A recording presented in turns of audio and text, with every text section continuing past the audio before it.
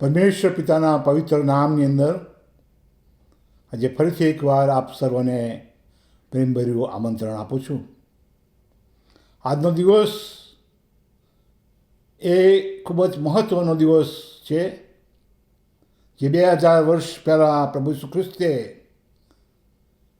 છેલ્લું ભોજન પોતાના શિષ્યોની સાથે લીધું. એ બનાવ વિશે વિચાર કરવાના છીએ. આજનો મારો જે સંદેશ છે એ યરુશલેમના ક્રોસ તરફ જતા પહેલાં ઉપલી મેળીમાં પ્રભુની સંગત ડિસાઇપલોની સાથે જે કરી તે વિશે જોવાના છીએ. માર્ક તેના 14મા અધ્યાયની અંદર 17મા વચનમાં જણાવે છે, સાંજ પડી ત્યારે બહારની સાથે પ્રભુ ઈસુ ખ્રિસ્ત આવે છે અને તેઓ બેસીને ખાતા હતા. ત્યારે પ્રભુ ઈસુ ખ્રિસ્તે કહ્યું કે હું તમને ખચિત કહું છું કે તમારામાંનો એક જણ મને પરસોધન કરશે. પ્રભુ જાણતા હતા કે આ છેલ્લી સંગત મેજની તેના 12 શિષ્યોની સાથે થવાની હતી. માર્ક આપણને આ બનાવ બહુ ઓછા શબ્દોની અંદર બહુ જ ટૂંકા રીતે જણાવે છે. માર્કની સુવાર્તાના આ વચનોથી પ્રભુ ઈસુ ખ્રિસ્તની કરુણા અને તેના શિષ્યોને જે કરુણાથી, સ્વભાવથી, પ્રેમથી પ્રભુ શીખવાડવા માગતા હતા એ આપણને મળે છે. આ બધાની વચ્ચેનો જે પડકાર છે એ તો આ છેલ્લી સંગત. જો તમે જુઓ તો પામ સન્ડેના દિવસે જ્યારે યરુશલેમની અંદર પ્રભુ ઈસુ ખ્રિસ્ત પોતાની મુસાફરી કરવાના હતા, ત્યારે 2 શિષ્યોને મોકલીને કહે છે, તમે જાઓ અને વછેરો મળશે. તેમના કયા પ્રમાણે એ વછેરોને ગધેડાને લઈને પ્રભુ ઈસુ ખ્રિસ્તની પાસે આવ્યા.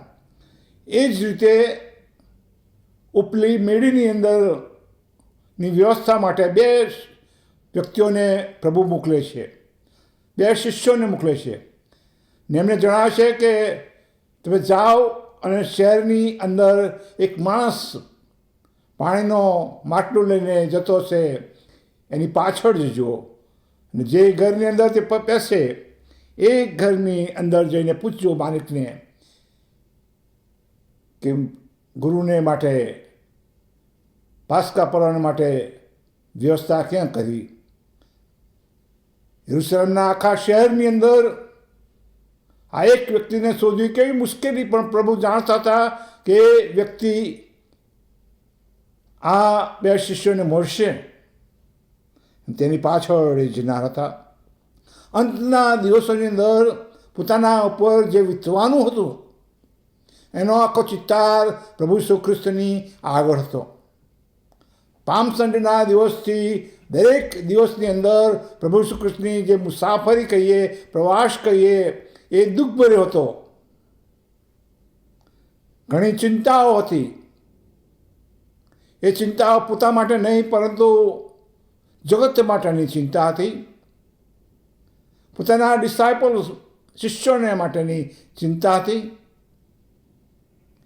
જેઓ તેની પર પ્રેમ રાખતા હતા એમના માટેની ચિંતા હતી. ચિંતા હતી કે કેવી રીતે મારો ન્યાય કરવામાં આવશે એ પ્રભુ જાણતા હતા. તમે જુઓ તો છેલ્લા દિવસોની અંદર બહુ ઓછા શબ્દનો આ પ્રશ્નનો જવાબ પ્રભુ ઈસુ ખ્રિસ્ત આપે છે. પ્રભુ ઈસુ ખ્રિસ્ત ત્યાં કે છે, દિવસના અંતની અંદર તમારા 12 જણમાંથી એક જણ મને પરસોધન કરશે. આ 12 જણ શરમ અનુભવવાના હતા. એમાંના એક જણ ઝાડ પર ટંકાઈને મરનાર પણ હતો. આ વચનો આપણને બહુ જ કરુણા બતાવતું દ્રશ્ય તમારી ને મારી આગળ રજૂ કરે છે. પવિત્ર સપ્તાહ માટે ખરેખર મુશ્કેલ બાબત એ તો ગુરુવારની સાંજ હતી કે જ્યારે પ્રભુ ઈસુ ખ્રિસ્ત પોતાના ડિસાયપલ શિષ્યોની સાથે રાત્રિનું આ છેલ્લું ભોજન કરી રહ્યા હતા. તમે જુઓ તો પામ સંડેના દિવસે બેથાનિયાની અંદર કદાચ મરિયમના ઘરે એમણે વાળું કર્યું હશે. એ દિવસોમાં એમની સંગત થઈ અને આ છેલ્લું ભોજન પોતાના શિષ્યો સાથે એ પણ બહુ ઓછી વસ્તુઓનો સામેલ ત્યાં હતો. આ બહુ મોટું ખાણું નહોતું, આ બહુ વિશેષ પ્રભાવશાળી એવું ભોજન નહોતું. આ ભોજન પાસ્કા પર્વને યાદની અંદર કે જેની અંદર ઇસ્રાયલ પ્રજાને છોડાવતા પહેલાં મૂસાએ જે આજ્ઞા ઈશ્વર પિતા તરફથી આજ્ઞા આપી હતી એ જ બાબતોને લઈને પ્રભુ ઈસુ ખ્રિસ્ત એક નવી રીત હવે શરૂ કરનાર હતા. ને તો પાસ્કાનું બલિ પોતે બનનાર છે એ બાબત પોતાના શિષ્યોને આ ભોજનની અંદર એ જાહેર કરતા હતા. યોહાનની સુવાર્તા જો તમે વાંચો તો ત્યાં આગળ આ બનાવના અનેક પ્રકરણો લખવામાં આવ્યા છે. ગુરુવારનો આદેશ, જે દિવસે ખ્રિસ્તીઓએ એકબીજા પર પ્રેમ રાખવો જોઈએ, એ પૈગામ, એ સંદેશ શિષ્યો મારફતે આખા જગતને આપવામાં આવ્યો. એ ગુરુવારની રાત્રે પ્રભુ ઈસુ ખ્રિસ્ત, તમે જુઓ તો આગલા દિવસોની અંદર મરિયમ પ્રભુ ઈસુ ખ્રિસ્તના પગને પોતાના આંસુથી ધોયો છે. ત્યારે પ્રભુ ઈસુ ખ્રિસ્ત કહે છે કે એણે મારા દટાણા માટે આ કામ કર્યું છે. જ્યાં કંઈ સુવાર્તા પ્રકટ કરવામાં આવશે ત્યાં તેનું નામ જાહેર થશે. ને એ જ રીતે આ ઉપલી મેળીની અંદર તમે જુઓ તો ત્યાં આગળ પ્રભુ ઈસુ ખ્રિસ્ત પોતે ઉઠીને આ 12 શિષ્યોના પગ ધોવા માટે એ તૈયાર થયા. એમાંનો એક એ તો વિશ્વાસઘાતી હતો. બીજા 2 યોહાન ને યાકૂબ એ સ્થાન માગતા હતા. પિત્તર એ નકાર કરવાનો હતો. નવા શિષ્ય મંડળોની અંદર પ્રભુ ઈસુ ખ્રિસ્ત પ્રેમનું વાતાવરણ, સંગતનું વાતાવરણ ઊભું કરવા માટે સેવાનો મોટો નમૂનો એ આ કાર્ય મારફતે આપે છે. જો કે માર્ક પાસે રાત્રિનો ભોજનનો આ ટૂંકો અહેવાલ છે. ને આ અહેવાલની અંદર પ્રભુ ઈસુ ખ્રિસ્ત પોતાના શિષ્યોને શિક્ષણ આપે છે, એમને સંદેશ આપે છે કે તમારે જે કામ કરવાનું છે એ સહેલું નથી. સેવા એ સહેલી નથી. તેથી જ્યારે પ્રભુ ઈસુ ખ્રિસ્ત આ પોતાના ડિસાયપલોની સાથે વાત કરે છે ત્યારે એમાંથી એ જાહેર પણ કરે છે. પિત્તરના માટે કહે છે, ભારપૂર્વક કહે છે કે પિત્તર તમારો નકાર કરશે. પિત્તર ત્યાં આગળ જોરદાર એનો કરાર કરે છે, પ્રભુ આ ભલે આ બધા છોડીને જાય, આ કદાચ 11 ચાલ્યા જાય, પણ હું પિત્તર તને છોડવાનો નથી. ભલે દુનિયા કદાચ ઉથલપાથલ થાય, પણ આ પિત્તર એ સ્તંભ જેવો છે. અને પ્રભુ ઈસુ ખ્રિસ્ત એને કહે છે કે મરઘો બોલ્યા અગાઉ 3 વાર તમારો નકાર કરીશ. જે અગાઉ બનવાનું હતું એ બનાવને પ્રભુ ઈસુ ખ્રિસ્ત પિત્તરને જણાવે છે કે શું થવાનું છે આ ભોજનના સમયે. આ ભોજન એ ખરેખર ખલેલ પહોંચાડનાર ભોજન હતું. પ્રભુ ઈસુ ખ્રિસ્ત અહીંયા આગળ જે બાબત જણાવે છે એ તો એ છે, રોટલી હાથમાં લીધી, ભાંગી પોતાના શિષ્યોને આપીને કહ્યું કે લો ખાઓ, આ મારું શરીર છે. જે પાસ્કા પર્વનો સંબંધ હતો કે તમારા પાપની માટે તમારે જે બલિદાન આપવાનું, ઘીટાનું બલિદાન, એની જગ્યાએ પ્રભુ ઈસુ ખ્રિસ્ત ત્યાં આગળ પોતાના ડિસાઇપલોની સાથે પોતાને રજૂ કરે છે. હલવાન, જે શબ્દો યોહાન બપ્તિસ્મા કરનાર બોલ્યા હતા, જુઓ દેવનું હલવાન, એ શબ્દોને પ્રભુ ત્યાં આગળ જાહેર કરે છે. પામ સન્ડેના વિજયવંત પ્રવેશથી પ્રભાવિત થયેલા આ શિષ્યો માટે આ ઓરડી, અપર રૂમ એક નવું શિક્ષણ આપનાર બની હતી.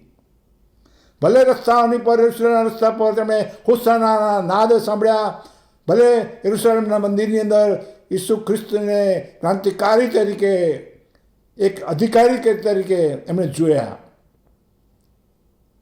પ્રભુ ઈસુ ખ્રિસ્તની પાસે સત્તા, તે કુદરતની પર એ અંજીરીને સુકાયેલી જોઈ એમણે.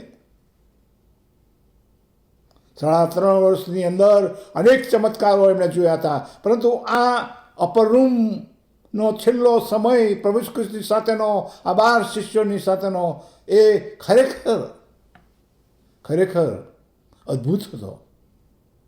કારણ કે આ પછીથી એમની સંબંધ જે હતો, કદાચ શિષ્યો વિરાઈ જવાના હતા, ભાગી જવાના હતા.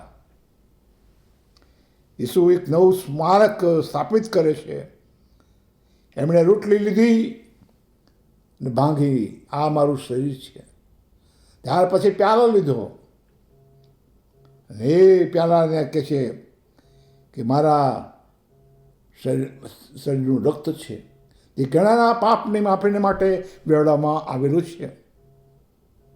વાલા મિત્રો, જીવનની અંદર પ્રભુ ઈસુ ખ્રિસ્ત તમારા અને મારા માટે એક પડકાર સમાન છે. એ પડકાર તો એ છે કે આપણે પ્રભુના બાળકો તરીકે આ જગતની અંદર કેવા પ્રકારની સેવા કરીએ છીએ. સેવાના અનેક પ્રકારો હોય છે. વચનની સેવા આપો, ઉપદેશની સેવા આપો, પ્રાર્થનાની સેવા આપો. તેથી વિશેષ જેઓ પોતા પર, તેઓ પોતાના પડોશી પર પ્રેમ કરવો અને જગતના લોકો જે પીડાય છે, પીડિત છે, એમને મદદ કરો, એમની સાથે ઊભા રહીને પ્રભુની વાતો કહો. એ સેવા અદ્ભુત સેવા છે. જેઓને જરૂરિયાતમંદ છે એઓને જરૂરિયાત પૂરી પાડો, એ સેવા છે. તમારા માટે અને મારા માટે આ ગુરુવારની સાંજનો ઉપદેશ એ તો એ છે કે તમે કેટલી વાર મારો નકાર કરશો.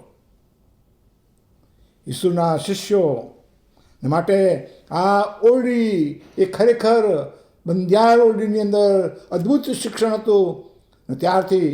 ત્યાંથી તેઓ નીકળીને ગેથસેમાના બાગની અંદર જાય છે. અને એ બાગની અંદર જ્યારે પ્રભુ ઈસુ ખ્રિસ્ત પિત્તરને, યોહાનને, યાકૂબ, જે એની પાસે રહેનાર, હંમેશા ઇવન રૂપાંતરના પહાડ પર પણ આ ત્રણેય જણ અદ્ભુત રીતે એલિયાને અને મૂસાને જોયો હતો. એ વ્યક્તિઓને પ્રભુ ઈસુ ખ્રિસ્ત કહે છે, જાગતા રહો અને પ્રાર્થના કરો. અને પ્રભુ ઈસુ ખ્રિસ્ત થોડેક દૂર જઈને પ્રાર્થના કરવા ગયા, પાછા આવીને જોયો છે, બાઇબલ કહે છે એ ઊંઘતા હતા. અને જો તમે વાંચો અને જુઓ તો 3 વાર પ્રભુ ઈસુ ખ્રિસ્ત આવીને એમને જણાવે છે. 3 વાર આ 3 જણ ઊંઘતા હતા. અને ત્યાર પછી જ્યારે પ્રભુ ઈસુ ખ્રિસ્તની ધરપકડ થઈ, ત્યારે બધા જ છોડીને નાસી ગયા.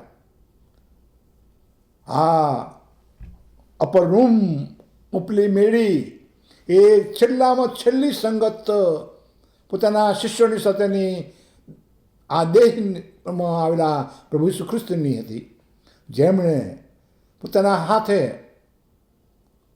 રોટલી ખવડાવી, એમણે પોતાના હાથે દ્રાક્ષરસ પીવડાવ્યો, નવી સંસ્થાને એસ્ટાબ્લિશ કરી, કહ્યું જેવું મેં તમને કર્યું છે તેવું તમે પણ બીજાઓને કરો. હા, આજે તમારા અને મારા માટે એ જ સંદેશ પ્રભુ આપે છે. એ તો એ છે કે આ દુઃખ, આ વધસ્તંભ મેં ઉઠાવ્યો છે. જે કોઈ મારી પાછળ આવવા ચાહે તેમણે પોતાનો વધસ્તંભ ઉંચકીને ચાલવું પડશે. અને તેથી જ ભલે ગમે તેવી સતાવણીઓ થાય છતાં પણ પ્રભુની સુવાર્તા જે છે એ આગળ ને આગળ વધે છે. એને કોઈ બંધ કરી શકતો નથી, એને કોઈ રોકી શકતું નથી.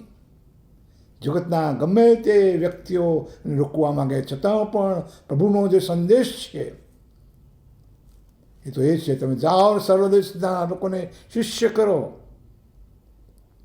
અને એ આજે પણ જો વિશ્વાસ કરે છે તો આ સેવાના ભાગીદાર બની મળ્યા છે. એમ પ્રભુ તમને મને વાપરવા માગે છે. ત્યાં પ્રભુ શું કહે છે કે તેઓ સુકાતું થવા લાગ્યા, એક પગ છે એક પૂછવા લાગ્યા. શિષ્યોને આ રૂમની અંદર પ્રભુએ કહ્યું હતું કે તમારામાંનો એક મને પ્રસાદિત કરશે. અને તમે જાણો છો એ કોણ હતો? યહૂદા, જેના વિશે ઘણું બધું બાઇબલની અંદર જણાવવામાં આવેલું છે. એને ચોર પણ કહેવામાં આવશે, એનામાં શેતાન પેઠો એ પણ કહેવામાં આવે છે. એનું કેરેક્ટર 3.5 વર્ષ પછી પણ બદલાયું નહોતું. ઈસુની પાસે રહેવા છતાં, ઈસુના ચમત્કારો જોયા છતાં, ઈસુની વાતો સાંભળ્યા છતાં, શિષ્ય મંડળની સાથે રહેવા છતાં પણ એનું જે કેરેક્ટર હતું એનું એ જ રહ્યું.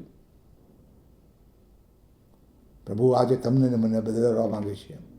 આવો આપણે આ ભોજનના ભાગીદાર બનીએ. Amen, amen.